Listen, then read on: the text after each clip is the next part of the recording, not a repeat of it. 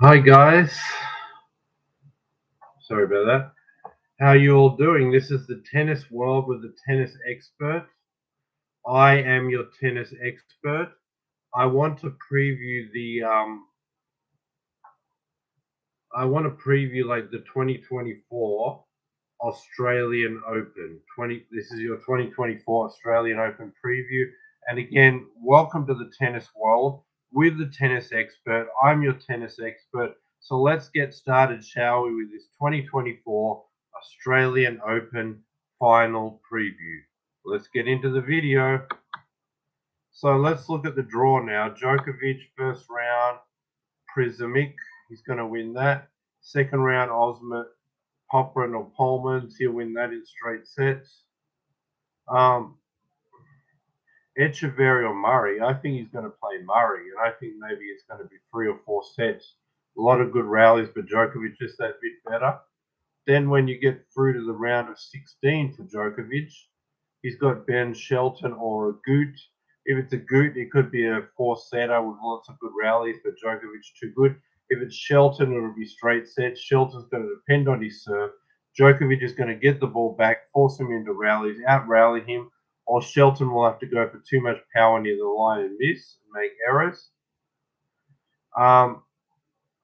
Then in the quarterfinals, he's going to play Tsitsipas. Some reason he always gets Tsitsipas in his draw. And he wins all the time. He'll win.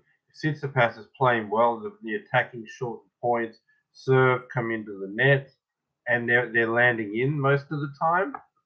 Like Tsitsipas can get a set, but if not, it'll be straight sets. If it's Berrettini, I mean,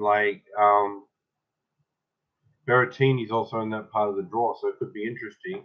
But either way, 3 or 4 sets to Djokovic.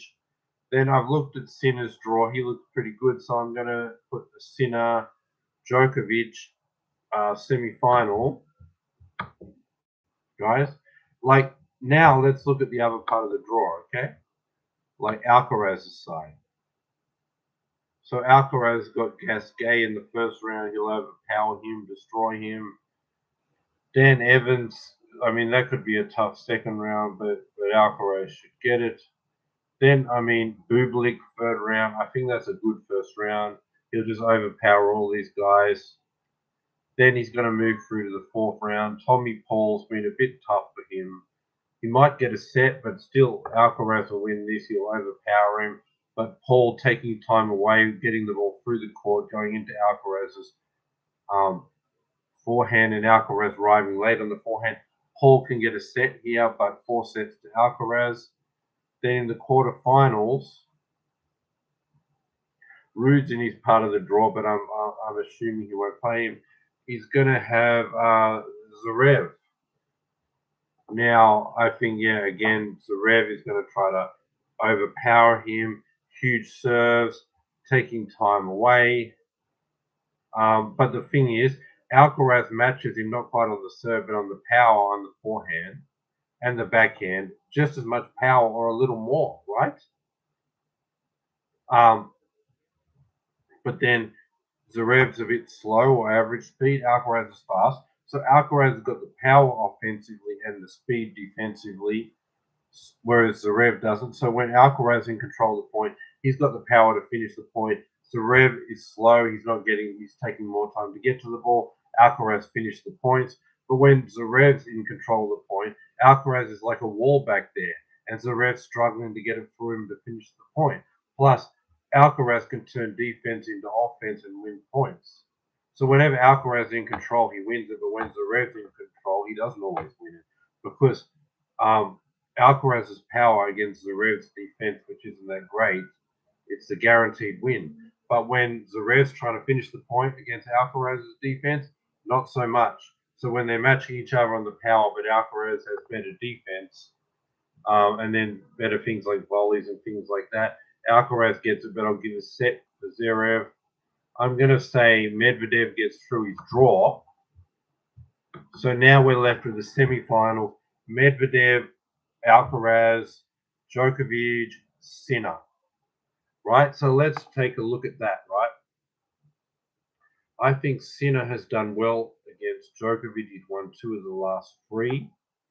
He's right there, but I just think like if you look at the 2 of the last 3, it was a round robin at the World Tour Finals, right, guys? It was a round robin there, and he won. He won at the Davis Cup, but the final of the World Tour Finals, playing Djokovic in such a big match, couldn't handle the pressure and played a poor match. I just think semi-finals of a Grand Slam is close to final of the top 8. Too much pressure on Jannik Sinner, right? Too much pressure. So I just think the pressure of a semi-final Grand Slam against someone like Djokovic, Djokovic's best Grand Slam, Sinner's going to feel the pressure, and he's going to go for too much power near the lines, trying to get past Djokovic's defense, make too many errors, and then a lot of the time Djokovic just out rally and move the big guy around, and he won't be so comfortable being moved around in these rallies.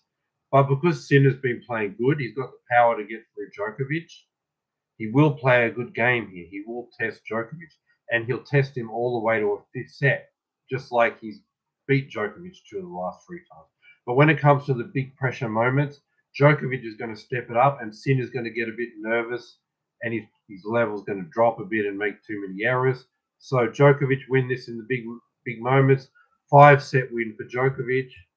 The other semi-final, guys, Medvedev against Alcaraz. Like, Alcaraz has got too much power, forehand and backhand. Probably they're about equal on the backhand, but he's way more powerful on the forehand. The speed defensively thing that Medvedev has, right? Alcaraz also has that, and Alcaraz might be even faster. But let's just say they're the same. So that advantage of speed and defense is not an advantage because they're both doing it. So then it just comes down to offense. Who's going to win this?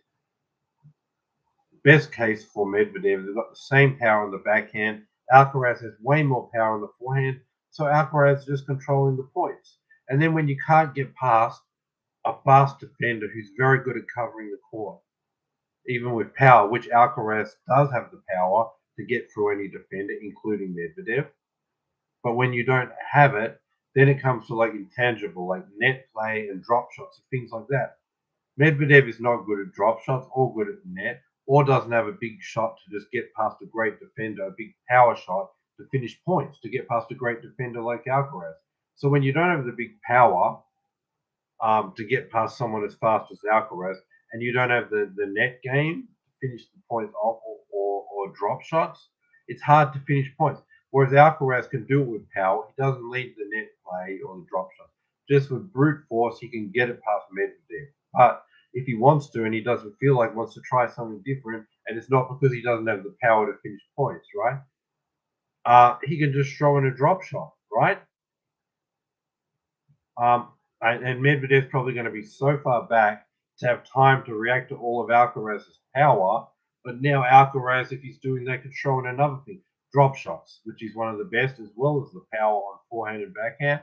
And then when he's struggling to just completely finish the point, because Medvedev's so good at defense, he's got control of the point, he's pushing him around. He also has the net game, so he can get control of the point from the back of the court, move Medvedev around, and then he can come into the net and finish. But Medvedev can't really do that. If Medvedev's standing back to have extra time for the power, he can throw in a drop shot. So he's got it all. He's got the power, the net, the touch game, the offensive game, way more than Medvedev. Alcaraz has that. But defensively, they're both the same, or Alcaraz slightly better. So it's going to come down to offense. And with Medvedev, Alcaraz having more power than Medvedev, better drop shots and better net play. He's a much better offensive player. And Medvedev's strength defense isn't, because they both got it. It's coming down to offense, and Alcaraz got way more offense. So then we end up with an Alcaraz Djokovic Australian Open final. What I'm going to say for this one is, right, I'm going to say they have great matches. Every time it's down to a few points. First meeting in Madrid decided by a tiebreaker, like 3.5 hours, 3 sets. It's Alcaraz, right? Then at the French Open, they're 1 set or 1 game all, but it's 3 hours of grueling rallies. Djokovic admitted he physically hit a wall. It was so tough, but the cramps came and then Djokovic ran over the top, right? So then that's that one. Again, equal, right? At Wimbledon, again, they're down to a fifth set, but the biggest stage you can get in the world, Wimbledon final, against the most successful player ever, Djokovic. There's no more pressure than that. Alcaraz delivers in that fifth set to 18 winners and 4 unforced errors and step up in the biggest moment possible and be better under pressure than even Djokovic at a young age. Then they went to Cincinnati. And again, that was about 4 hours, best of 3 matches, few points decided by a tiebreaker. But Djokovic was so angry about that loss in Wembley, like, no matter what, I'm going to win. You're not going to get me. And it's the best court for him, fast outdoor hard courts. And he was really determined. So just gets over the line, but a few points again. Top 8, Alcaraz just plays a terrible match. So you're not going to do it against Djokovic there. But I'm saying, and then they played an exhibition match in Saudi Arabia, and that came down to a few points, but this time Alcaraz. The point is, it's close. The point is, if one guy is just a bit less than where they need to be, the other guy is going to get the win. Do you get what I'm trying to say? Any small advantage. And I think with Djokovic's wrist, even if it's 90%, 80% healthy, but he has to hit the ball a bit, not as hard as usual, Alcaraz already has more power than him when he's healthy. So if he drops even 5% or 10% of his power, now Alcaraz has way more power. He's controlling most of the rallies. And like I said, this comes down to a few points. So even if you give the other player 1% head start because you're just a bit worse on that day, that costs you the match. But Djokovic is giving up maybe 5-10% of power.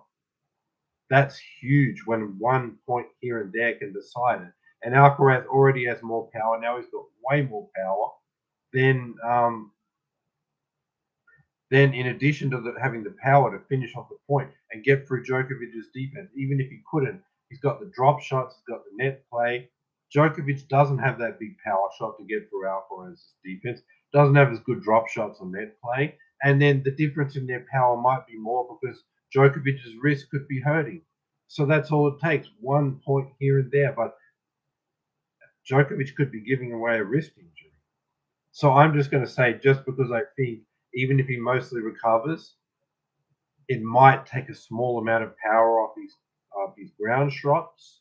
And because Alcaraz has even more power than him when he's healthy, it'll be even more again now. And it'll be too much of a mismatch, and you can't afford to give that away in a rivalry where their matches are coming down to a few points. So I'm going to say Alcaraz in 4 or 5 sets in this final.